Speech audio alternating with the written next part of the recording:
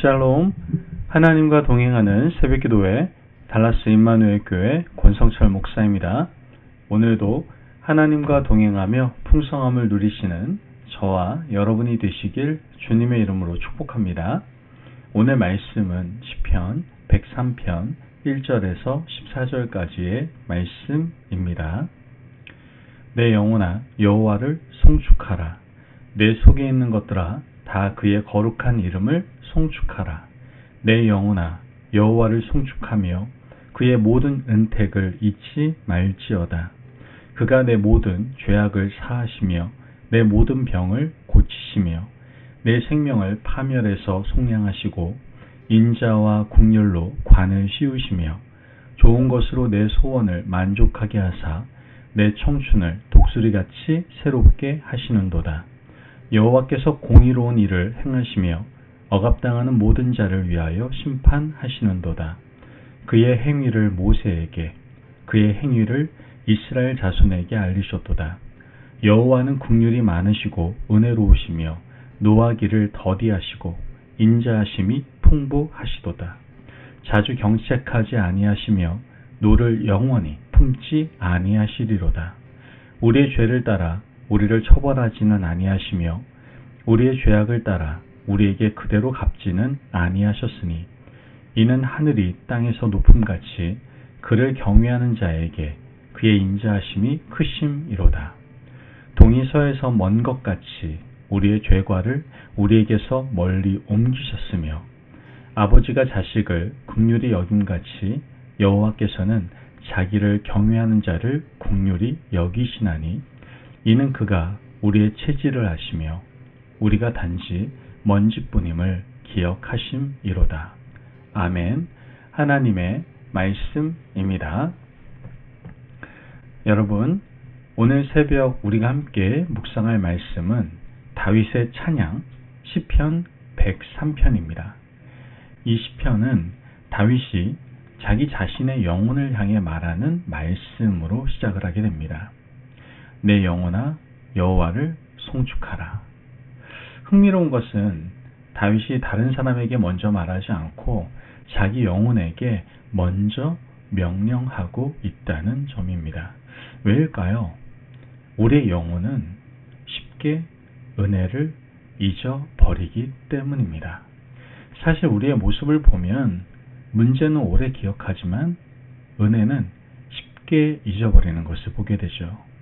상처는 선명하지만 축복은 많이 흐려진다라는 거예요. 그래서 다윗은 오늘 아침 자기 영혼을 깨우며 이렇게 외치고 있는 겁니다. 내 영혼아 여호와를 송축하라. 그의 모든 은택을 잊지 말지어다. 이 새벽 하나님께서는 우리에게도 같은 질문을 던지고 있습니다. 너는 지금 무엇을 기억하고 있느냐? 오늘 시편 103편은 은혜를 기억하는 자의 영혼이 어떻게 다시 살아나는지를 잘 보여주고 있습니다. 우리는 오늘 본문을 통해 은혜를 기억할 때 드러나는 하나님의 얼굴을 보게 되는데요. 먼저 다윗은 하나님의 은혜를 이렇게 고백을 합니다. 3절 말씀을 보면 그가 내 모든 죄악을 사하시며 내 모든 병을 고치시며, 이 말씀을 통해서 우리가 알 수 있는 것은 무엇입니까? 은혜의 자리는 언제나 용서다라는 것이죠. 다윗은 자신의 실패와 연약함을 너무나도 잘 아는 사람이었습니다. 그러나 다윗은 자신의 죄를 붙들지 않고 죄를 덮으시는 하나님을 바라보았던 것이죠. 여기서 중요한 순서가 있습니다. 하나님은 먼저 죄를 사하시는 분으로 소개하고 있다는 것이죠. 문제 해결보다 먼저 하나님은 관계 회복을 이루신다라는 겁니다.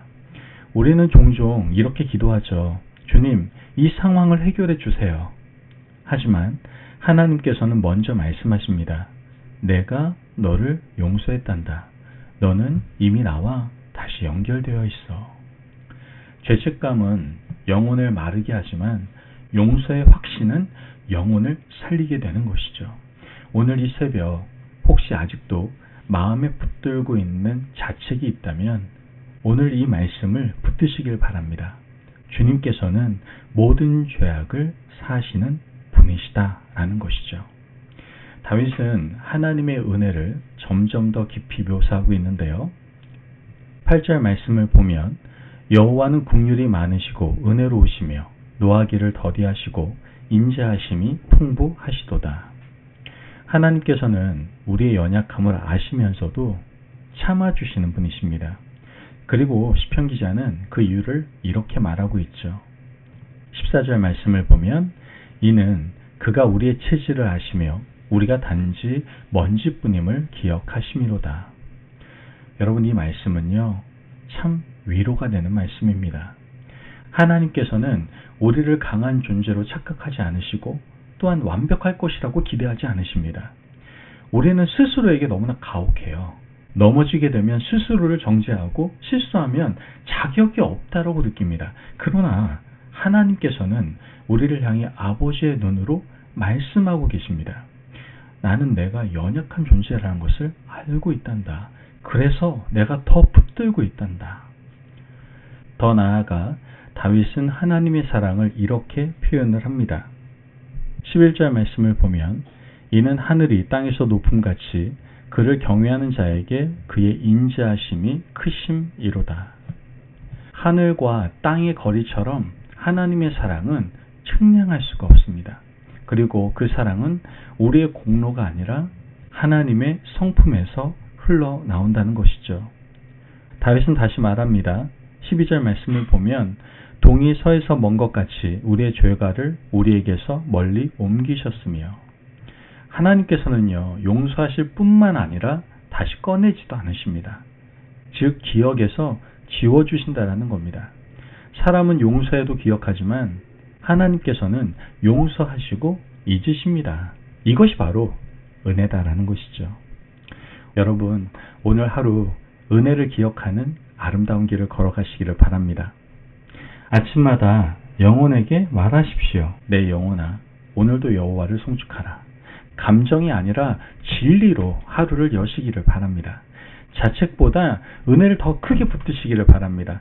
넘어짐보다 용서가 더 큽니다. 실패보다 하나님의 긍휼이 더 깊다라는 것이죠. 또한 받은 긍휼을 흘려보내세요. 오늘 누군가에게 조금 더 오래 참아주고 조금 더 부드럽게 말해보시길 바라요. 우리가 받은 은혜가 그 사람의 하루를 살릴 수도 있다는 것을 기억하시기를 바랍니다. 여러분, 시편 103편은 상황이 바뀌어서 나온 찬양이 아닙니다. 기억이 바뀌어서 나온 찬양입니다. 은혜를 기억할 때 영혼은 다시 노래할 수가 있는 거예요. 감사가 살아나고 믿음이 다시 숨을 쉴 수 있는 겁니다.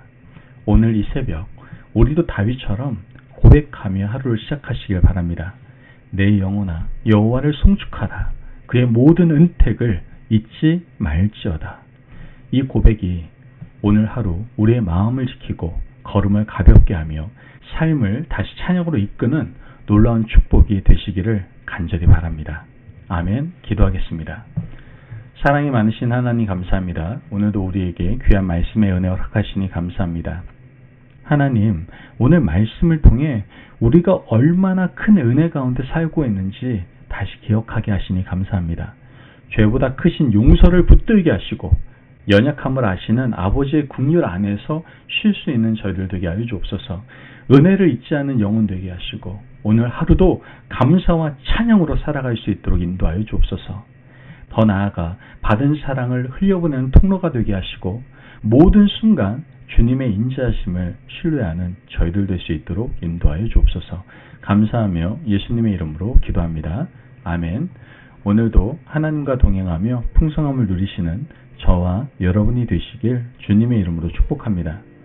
여러분, 하나님의 은혜를 기억할 때 감사가 살아나고 감사할 때 우리의 믿음이 새로워질 수가 있는 겁니다. 오늘 그 기억 속에서 멋진 하루를 살아가시기를 간절히 바랍니다. 말씀 안에서 승리하십시오.